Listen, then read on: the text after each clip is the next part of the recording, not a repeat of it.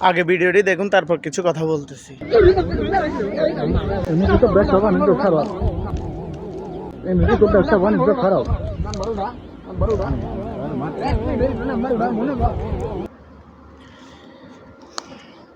মেয়েটা হয়তো ভাইটির দোকানে চুরি করছে, কোনো না কোনো কিছু চুরি করছে, ভাইটি হাতে নাতে ধরছে। কিন্তু আমার প্রশ্ন হচ্ছে, এই এতটুকু বিষয় নিয়ে আপনি মেয়েটিকে মারছেন, আপনি কি মানুষ না মানুষের জাত? আপনি কি পুরুষ মানুষ? আপনি পুরুষ মানুষ হয়ে একটা নারী, একটা মেয়ে মানুষকে আপনি এভাবে যে কোনো কিছু চুরি করছে এই জন্য আপনি তাকে মারতে পারেন না, আপনার এই রাইট নাই।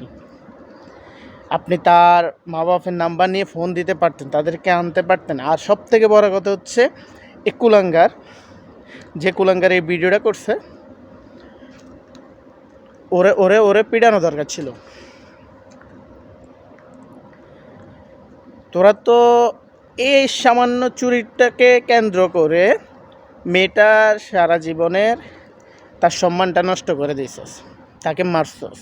এতটুকুর জন্য তাকে মারার কোনো রাইট নেই, তোর কোনো রাইট নেই। তো একজন পুরুষ মানুষ হয়ে একজন মেয়ে মানুষের গায়ে হাত তোলার কোনো রাইট নেই। হ্যাঁ, হতে পারে সে চুরি করছে,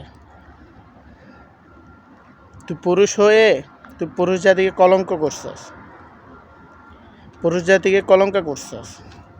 তোর বিচার হওয়া দরকার। সবাই ভিডিওটি শেয়ার করে দেবে।